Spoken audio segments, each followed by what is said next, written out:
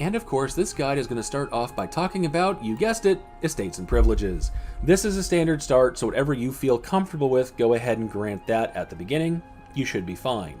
That being said, there's a couple of things I want to talk about here as recommendations that I strongly recommend you take, and some things I recommend you avoid.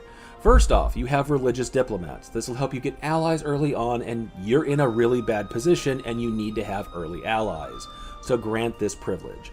Next, you have enforced unity of faith. This will give you some missionary strength in your provinces that are both Orthodox while you are Catholic, which obviously is a pretty big problem.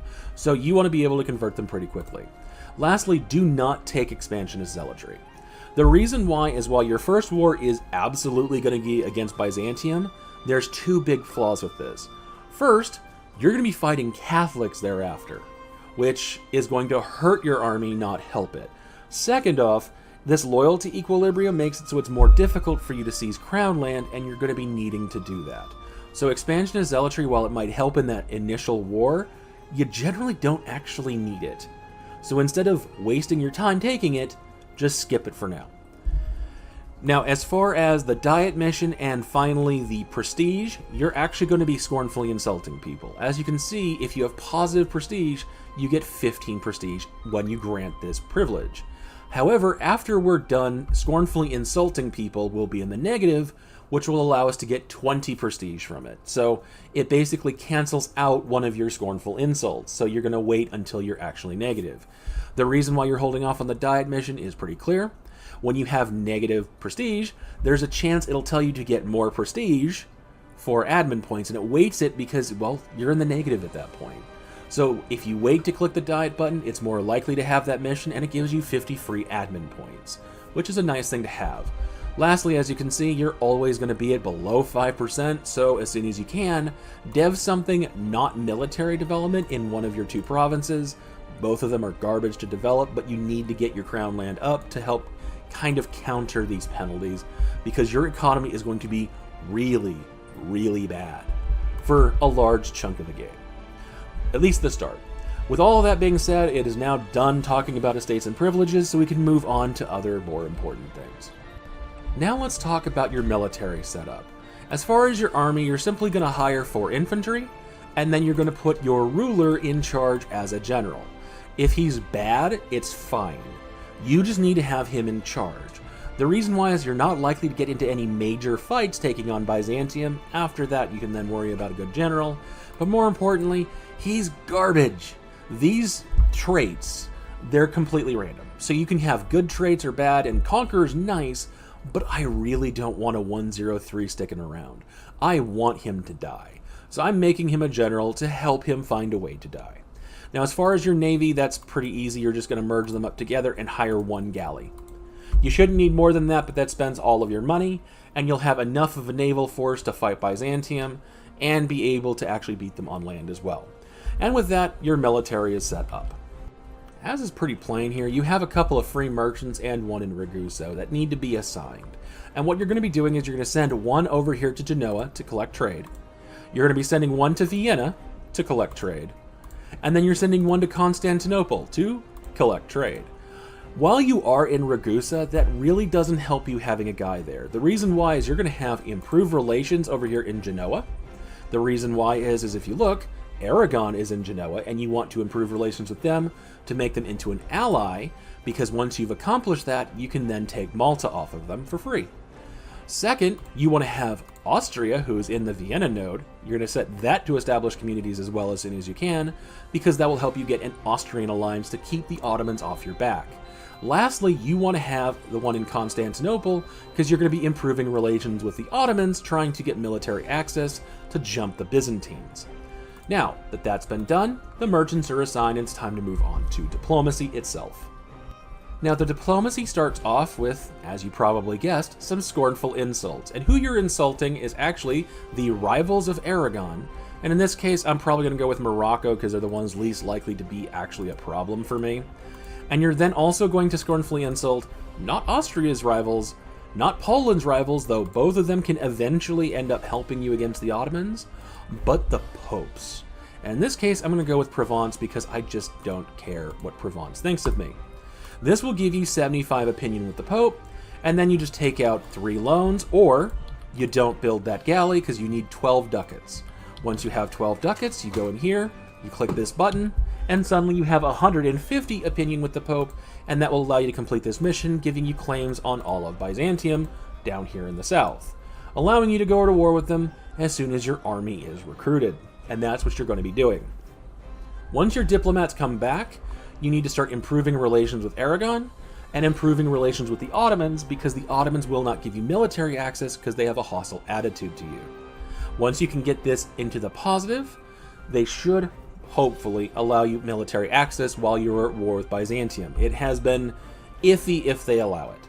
If you can accomplish it and actually get this stuff sieged down and then stand on Constantinople, you can take all of Byzantium's land, allowing you the opportunity to deny the Ottomans just like you do in the Byzantine Guide, where you have your army ready, you walk over, you as quickly as you can assault down their Gallipoli fort while they're over here in Anatolia, allowing you to rapidly occupy everything in the north with your allies, and then you just hold off long enough to be able to peace out, thereby breaking the Ottomans in half.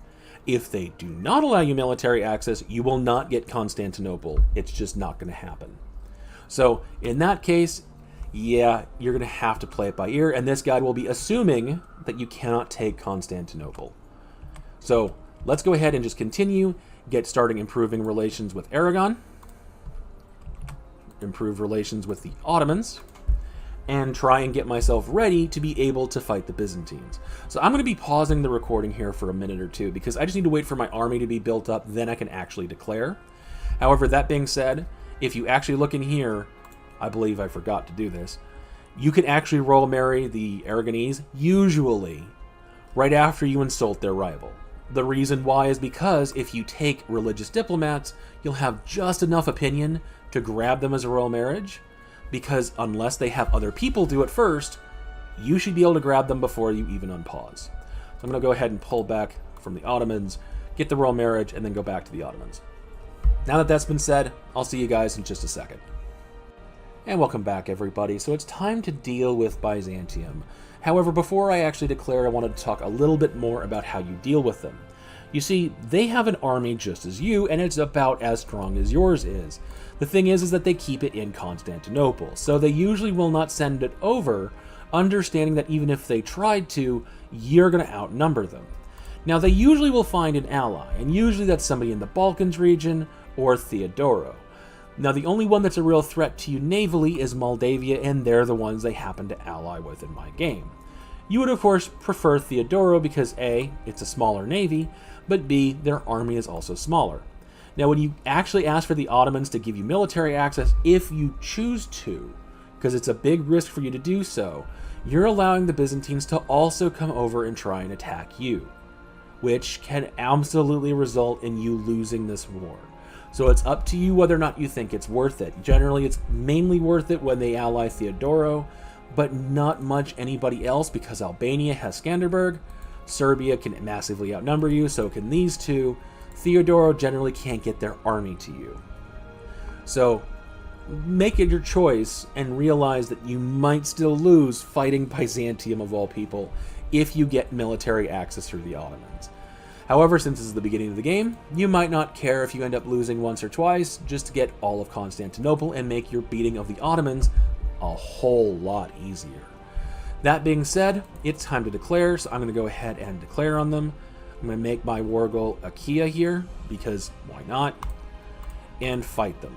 Now again, you want to try and cross over this strait, just so that they cannot deny you doing so, because they will send their navy, the Athenian navy, and the Moldavian navy over to stop me doing so. So I want to cross over, siege it out, walk back around, and keep myself having military access over the channel, just so they can't. So I'm going to go ahead and pause the recording. I'll see you guys in just a little bit. And welcome back, everybody. So as you can see, I did not take Constantinople. Again, I'm playing this assuming that you're not going to be able to. And on top of that, since they ended up getting a stronger ally up here, I really was not able to because, well, you can only really do it reliably with Theodoro, and I just don't want to keep trying multiple times playing through this just to get a city that I'm not going to be exploiting. So I'm moving on. Now you're basically trying to get your alliances set up with Aragon, trying to get Austria to come and protect you, same with Poland, and finally Castile. Castile is usually going to be willing to roll marry you, even if they are rival to Aragon, just because nobody else is going to usually ally or roll marry them since they are on the far end of the Christian world here. So they're a good option, especially if Aragon ends up falling under the Iberian Union. However, try and get Malta before that happens. Now, as far as your expansion after that is concerned, once you have Aragon, Austria, etc., whoever you can situated, your target is Naples. The reason why is because, well, while you start in Greece, you're not Greek, you're Neapolitan. This is where you're from. You are from Naples originally, and you are going home. You're going home because, first off, this is much safer terrain and you don't have to fight through the Ottomans, that's one.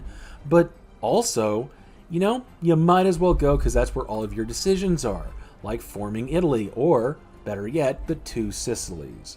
This will allow you to scrap this bad mission tree and these relatively bad ideas for the vastly superior Neapolitan ones, because they have some of the best ideas in the game with some of the strongest missions. It's better to flip two Sicilies, and you can do that pretty easily going in this direction.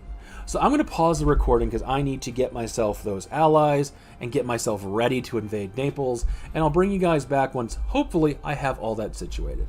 So I'll see you guys in just a little bit. And welcome back, everybody.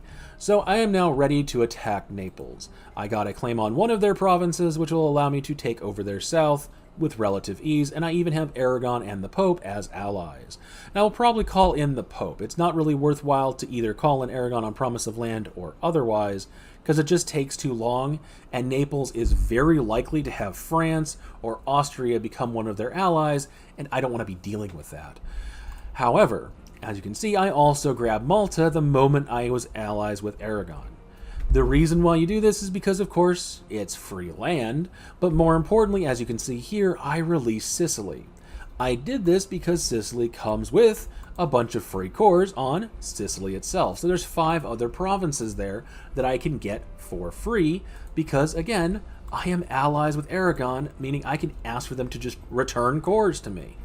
Now, if they do fall under Castile, or if they're not really worth keeping long-term as an ally, I can also break this alliance now and then declare on them after and reconquer all of this. And that will depend entirely on whether or not they are rivaled by anybody that I want to pick up as allies instead. For example, if I want to now grab Castile instead of Aragon, I can absolutely do that and try and reconquer this. Same is true with Austria, because in this instance, they rivaled Aragon, and the only reason I'm not allying them at this point is because they're fighting Burgundy, and I don't want to have Burgundy come down here and mess with me in Naples. So I'll go ahead and ally Austria once that's over, because they let me get a royal marriage, because again, they're fighting Burgundy, and suddenly they really want me in their war. Now, generally speaking, a lot of people would look at this and think they have to naval invade, and given the fact you only have 5 cogs, that means you only land 5 at a time, meaning they're going to get wiped out. Instead of doing that, you're going to take advantage of the fact that you have an ally, and you're going to ask him, first off, for military access, and then for fleet basing rights. The fleet basing rights allow you to dock your ships on their province. That's all it does. However, by doing so, you can quickly move your troops over so they're not standing in the sea tiles taking attrition, just like you do with your own provinces. So for this instance, I'm going to go ahead and just move them over, and my ships will pick them up, drop them off, and do it really quickly. That's why you're doing it this way. Do be aware, though, as soon as you are done dropping your guys off, cancel the docking rights, because it's costing you 2 ducats a month. It's really expensive. So you do not want to be paying for it. Just get your ships out of port and then stop paying for it as quickly as you can. But your troops will be able to stay there and start the war in Sicily proper. So now all I need to do is get my ships back, get them repaired a little bit so they can hold this strait just long enough for me to cross, and I'm able to invade Naples without having to do any kind of amphibious landing. So I'm going to go ahead, crank up my maintenance, and get ready for this fight, because yeah, it's Not exactly a big one or a difficult one, but you do need to make certain you do not fight them on bad terrain, because you have hills here, and then you have some additional bad terrain right here of mountains. So try and catch the Naples army when it's on flat terrain, take them out if you can, and then siege down their capital, and you can take largely what you want. That's all you effectively have to do. Now again, they do have allies here that I'm not going to want to fight, so I'm going to call in the Pope, and hopefully the Pope will be able, with his vassals, be able to handle the guys in the north, though he will most likely just be obliterated, and give me enough time to siege stuff out. So I will see you guys in just a little bit. And welcome back, everybody. So this war is effectively over. I did have to call in Aragon because I lost the first battle against Naples because I rolled 5 zeros in a row, which was just oh so fun. So I called them in, figuring they'll just handle it, and I'll break the alliance by not giving them what I promised, and taking some money and some war reps, so they'll end up helping me pay off my loans. So yes, this will absolutely make it so I lose this Aragonese alliance, but I don't exactly care. The reason why is because I have Castile ready to be an ally, and then after this is broken, I'll probably be able to get Austria also to be an ally relatively quickly, but it should be done enough, at least quickly enough, where I don't have to worry about anything. Now, as far as Austria, they also got Hungary. This is why you don't try and get Hungary as a ally, because, well, just like Austria, they can fall, but they fall if they're going to in 1455, which is really early. Austria can at last 50 years before they end up falling under a personal union. So Aragon is a lot more likely to be useful for you long term. Poland, well, they're still doing what they do and just refusing to ally me because they won't flip friendly.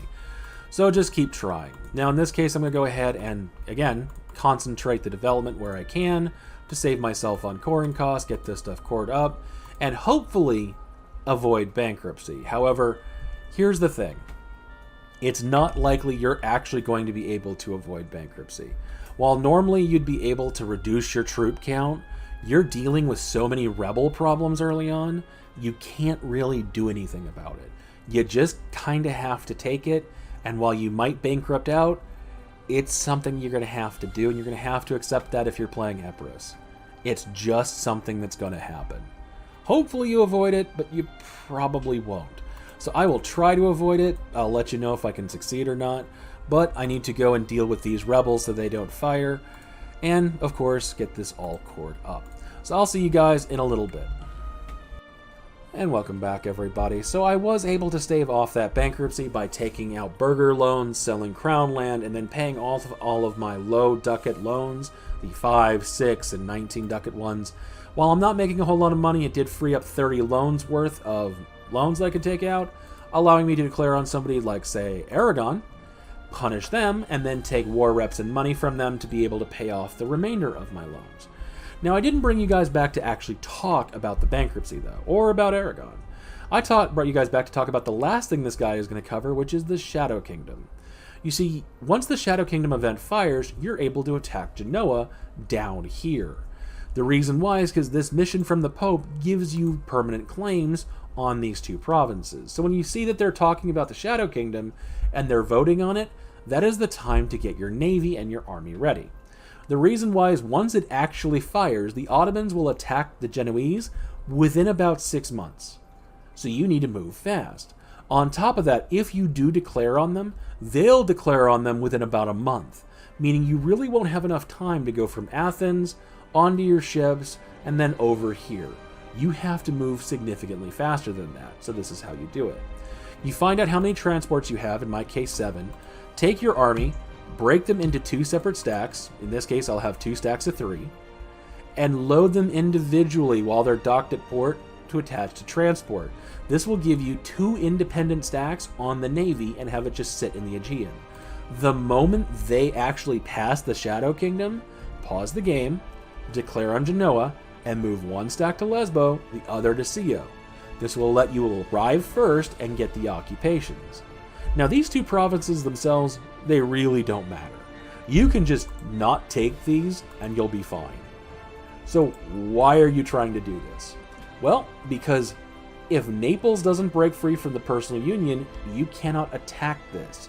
You cannot expand in the south of Italy. However, if you take these two provinces and get the ticking war score, you can take in that war not only these two provinces, but also Corsica. Since there's no actual fort on it, you don't have to siege it out to take it in a peace deal. You just have to have enough war score, which means, congratulations, you're now able to expand into northern Italy. In other words, this is a way to not have to restart the game. Now, it's still possible that you might have to, because in this case, Aragon is their ally, so I'd have to wait for the Iberian Union to fire, and then try and beat Genoa straight up, which can take a while. Now, in this instance, you can still push into northern Italy and still get off of these bad missions and ideas, simply because you can then form Italy, because you only need about 20 provinces and 4 in particular, and suddenly you can form Italy. Nothing from Naples or Sicily is actually required, meaning you can completely skip all of southern Italy and still get the really good and really strong Italian missions and ideas without any problems with Spain at all. They won't care. Now, in the future, you may want to fight Spain. However, I will tell you some advice now. If you're going to push into southern Italy, and Naples didn't break free, so they're a part of Spain now, just wait until after the Age of Reformation to fight Spain if you're going to. They get that 30% shock damage reduction splendor bonus in the Age of Reformation, which means Spain is really annoying to fight, because almost all of your damage is going to come from shock at that point. So just wait until the Age of Absolutism fires, because then you can just walk in and just take over southern Italy without a whole lot of problems. Now, as far as fighting the Ottomans, they're pretty much the same way. Instead of it being tied to an age, it's instead tied to tech level. You see, the Anatolian tech group, which is what the Ottomans are, have the strongest units in the game at the start of the game. Period. They're much better than anything the East or the Western tech group has. You are Eastern, meaning that you are going to be pummeled by them if you fight them early, for a couple of reasons. But I'll get to a couple of them in a second, but mainly the tech group. Their units are significantly stronger, and then on top of that, they have the Janissaries, which take 10% less fire and shock damage, meaning it's really hard to beat them, especially when their troops are just better than yours. So even though I have Castile and Austria and Poland, who, by the way, took the Polish-Lithuanian Commonwealth idea, they got the elective monarchy, but then they lost Lithuania somehow. I don't know how. But even combined with Spain and Austria-Hungary and Poland-Lithuania, I've still seen them lose to early Ottomans, more often than not. I've only seen, out of 60 times I tried it, and of the 50 times I fought the Ottomans with them win once.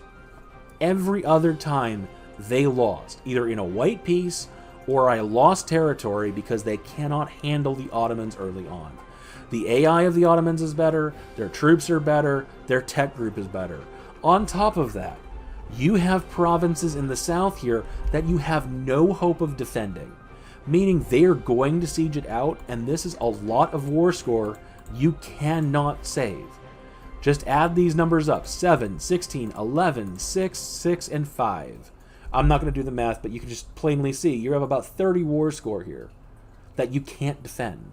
Moving your capital might save you about 10 war score out of that, but really, you can't defend this now. So instead of trying to beat the Ottomans early, instead of trying to deal with the 500-pound gorilla, go the other direction. Go home, go back to Italy, build up a power base either in the south pushing north or the north pushing south, and once you have that power base and you have the quality level troops that you're going to need, the idea groups that you're going to need, as well as the sheer number size that you're going to need, then land in the south and hold while your allies push in from the north and pincer the Ottomans in the Balkans. Because if you can do that within about 150 years, you'll have better troops, more numbers, more manpower, and they will be spread thin, fighting multiple people over here that do not like them, allowing you much, much, much easier time in beating them. The only other option you have is, again, if you were able to take Constantinople because Byzantines just allied Theodoro, then you're able to simply walk into Gallipoli, siege it down with artillery or galleys, assault it, take it out immediately, hold the strait, and then Austria and Poland actually have the capacity to win here because they're not fighting anybody, because you're supposed to do that while the Ottomans are fighting somebody in the Middle East.